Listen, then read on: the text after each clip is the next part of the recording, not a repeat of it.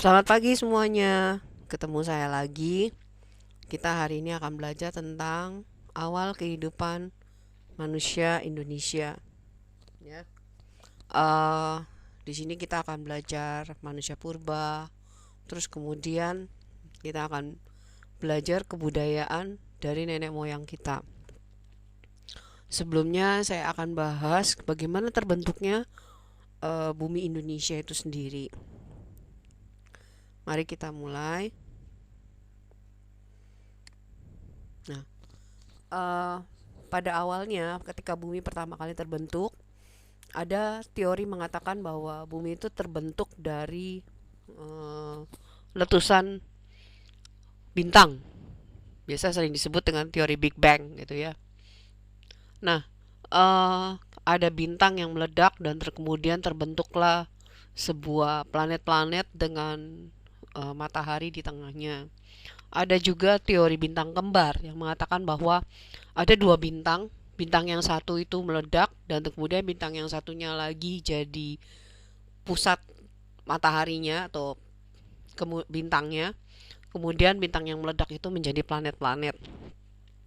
Tapi kita nggak tahu yang mana yang paling benar dari teori-teori itu. Eh, Teori itu memang mendekati kebenaran karena dia juga menyusunnya biasanya dengan dasar-dasar ilmiah. Tapi untuk membuktikannya kita sulit. Kenapa? Karena ada kurun waktu yang jutaan tahun itu yang tidak bisa kita lewati. Eh, Perkembangan bumi itu kira-kira umurnya itu 2,5 miliar tahun yang lalu. Jadi pertama kali terbentuk, bumi itu masih sangat panas dan pada saat itu belum ada kehidupan. Masa ini disebut masa Archaikum, ya, Ersoikum, maaf ya. Ersoikum ini kalian lihat di sini berwarna merah, jadi nggak mungkin ada makhluk hidup pada saat itu, ya. Kemudian sekitar 500 sampai 245 juta tahun yang lalu suhu bumi itu mulai cukup turun dan stabil. Nah, pada saat itu juga curah hujan cukup tinggi dan muncullah makhluk bersel satu. Masa ini disebut masa kedua, yaitu masa Paleozoikum. Ya.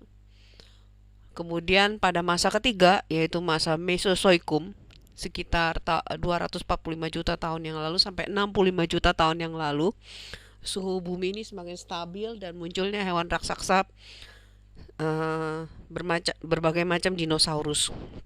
Entah kenapa dinosaurus ini punah dan ada yang mengatakan bahwa dinosaurus ini punah karena adanya hujan meteor, ya. Nah, pada masa berikutnya yaitu masa yang disebut dengan Neozoikum. Masa ini dibagi menjadi dua, yaitu masa Pleistosen dan Holosen. Pada masa Pleistosen itu sebenarnya sudah mulai muncul makhluk yang namanya manusia. Pada masa ini juga hewan-hewan besar seperti dinosaurus itu sudah tidak ada. Yang ada hewan-hewannya mamalia, terus kemudian ada marmut, ya, nenek moyangnya gajah. Dan pada masa ini itu terbagi menjadi dua, ada glasial dan interglasial. Masa glasial itu di masa dimana suhu bumi itu menjadi dingin dan kemudian air permukaan laut tuh menjadi turun gitu ya. Disebut masa es. Orang sering bilang masa es. Dan kemudian pada masa Holosan itu manusianya itu sudah mulai berubah menjadi manusia homo. Manusia homo itu adalah cikal bakal manusia modern sekarang. Jadi berjalan tegak dan volume otaknya itu 1000 cc, jadi di atas 1000 cc. Nah, pada saat ini muncullah pulau-pulau baru termasuk pulau-pulau di Indonesia. Nah, kemudian makhluk raksasa itu sudah mulai punah dan mulailah kehidupan perkembangan manusia purba. Nah, di sini kita masukkan tentang teori Darwin. Teori Darwin itu mengatakan bahwa makhluk hidup itu berasal dari makhluk bersel satu. Dan manusia itu adalah hasil dari perkembangan evolusi yang paling maju. Nah, manusia modern atau sering disebut dengan Homo sapien itu adalah hasil dari perkembangan jenis primata gitu ya, atau sering disebut anthropoidea atau kemudian hominidea ya. Itu bangsa kera dan simpanse katanya. Teori ini juga menggolongkan manusia ke dalam ordo primat gitu ya. Eh, tapi oleh golongan agamawan teori ini biasanya ditolak. Kenapa? Karena manusia ya manusia dan monyet adalah monyet gitu. Dan ini sering terjadi kontroversi. Kita juga tidak bisa membuktikan teori Darwin. Kenapa? Ya balik lagi, itu membutuhkan waktu yang lama. Sekarang kita coba lihat perkembangan bumi atau munculnya makhluk hidup itu dimulai dengan empat, yaitu pertama ada teori tenaga endogen, tenaga dari dalam, tenaga eksogen, tenaga dari luar, perubahan iklim, dan letusan gunung api.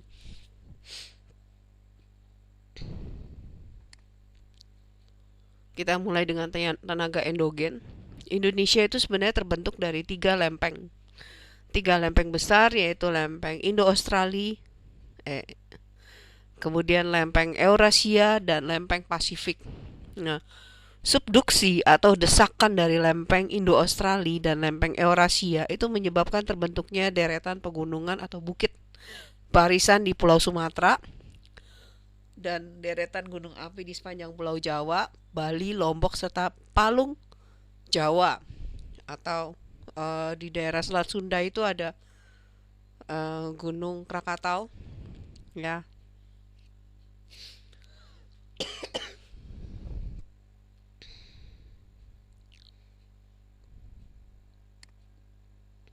Nah, ini lempengnya. Lempeng Eurasia, jadi dari atas ya. Kemudian dari Eropa ya. Kemudian ada lempeng Pasifik. Nah, ini lempeng Pasifik ya. Terus ada lempeng Indo-Australia. Nah, ini saling menujam atas bawah, makanya membentuklah deretan pegunungan di sekitar Sumatera dan Jawa sini ya.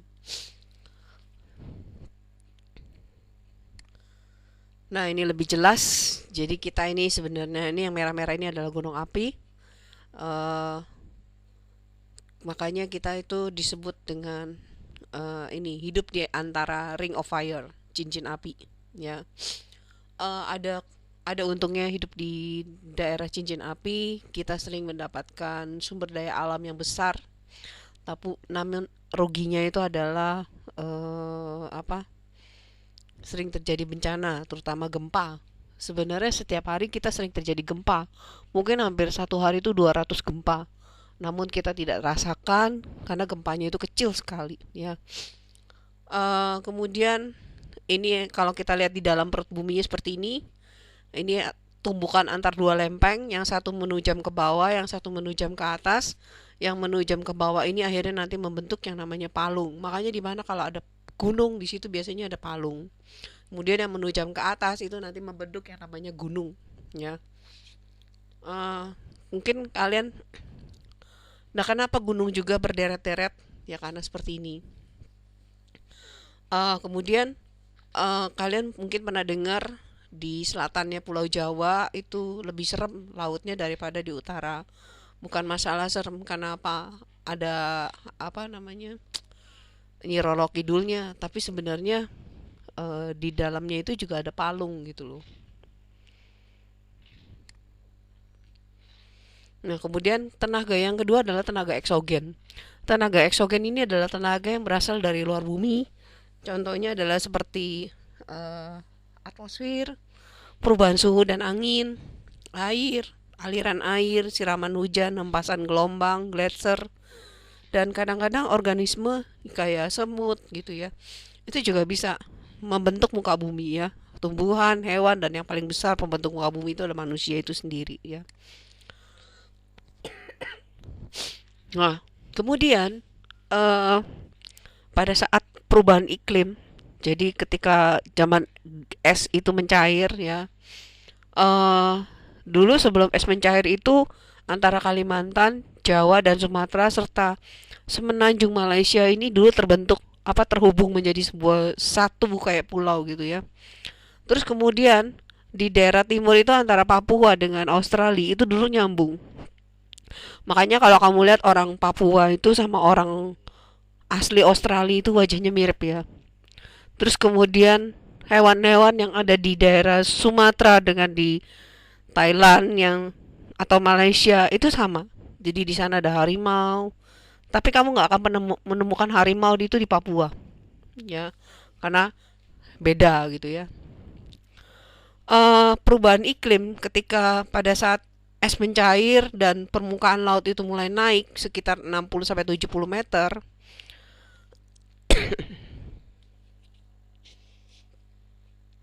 maka daratan-daratan itu akhirnya terpisah. Jadi kalau di barat itu ada paparan Sunda ya. Kemudian ini kenapa daerah air kan biasa mengalir ke daerah yang paling rendah, dan yang paling rendah ini akhirnya menjadi laut dangkal. Kemudian di timur itu ada paparan Sahul atau ya laut dangkalnya Sahul gitu ya. Kemudian akhirnya kita terpisah satu sama lain, kita juga terpisah dengan masyarakat di Semenanjung Malai ya. Cuma di daerah tengah ini aja Sulawesi dari dulu memang lautnya dalam, dan kalau kalian pelajari geografi di sini memang hewan dan tumbuhannya juga merupakan peralihan, jadi beda sendiri. Nah ini lebih jelas ya gambarnya. Kita lanjut lagi. Yang keempat adalah letusan gunung api. Keadaan alam yang belum stabil dari adanya letusan gunung api atau lempeng tektonik yang berupa massa batuan yang sangat besar, energinya juga besar. Nah, lempeng-lempeng yang terus bergerak ini pada suatu saat akan mengalami gesekan dan benturan cukup besar. Nah, biasanya itu menimbulkan gempa. Tapi juga kadang-kadang bisa menimbulkan letusan gunung api kalau misalnya dari dalam perutnya itu panas gitu ya. Uh, ini ada artikel yang diambil dari tahun 2018, yaitu tentang ketika pada saat itu akan terjadi letusan Gunung Agung di Bali. Jadi masyarakat Bali itu harap-harap cemas, sementara NASA itu mencoba untuk melakukan penelitian. Jadi itu labnya mereka, karena menurut dia itu Gunung Agung itu bisa menyemburkan abu setinggi 2000 meter di atas puncak. Kemudian atau sekitar 5142 meter di atas permukaan laut. Jadi menurut NASA ini Gunung Agung ini bisa berpotensi menjadi penyelamat dunia dari permasalahan perubahan iklim. Kenapa? Karena kalau menurut kan kalau kita rasa biasanya kalau gunung api meletus itu panas gitu ya, tapi sebenarnya dia juga tidak menyebabkan panas gitu loh. Ini kita lihat ya. Nah, peneliti itu pernah melakukan penelitian pada tahun 91 dengan gunung namanya Pinatubo di Filipina yang meletus paling besar pada abad 20. Jadi gunung Pinatubo ini ketika memuntahkan, dia punya isi perutnya itu sekitar 1 mil kubik batu abu di udara, sampai 20 juta ton gas belerang dioksida ke atmosfer pada saat itu. Dan ini tidak hanya berimbas pada masyarakat sekitar, tapi juga pada saat itu uap maksudnya gas yang dikeluarkan itu ketika bertemu dengan uap air itu menghasilkan tetesan yang super dingin yang kita sebut aerosol gitu ya. Jadi dingin banget, dan itu menyebabkan suhu bumi jadi turun sampai 1 Fahrenheit selama beberapa tahun, dan dia dijadikan sebagai influencer alami bumi gitu ya. Sementara bumi kita ini sedang mengalami yang namanya pemanasan global. Nah, kemudian Gunung Agung ini dijadikan lab oleh peneliti NASA. Nah, sampai di sini. Apabila ada pertanyaan, kamu boleh tanyakan ke saya lewat WA. Minggu depan kita akan ketemu lagi, kita akan bahas bagaimana nenek moyang kita itu adalah orang dari Pulau Indonesia asli atau pendatang dari luar. Oke, selamat pagi, selamat beraktivitas. Sampai ketemu lagi minggu depan.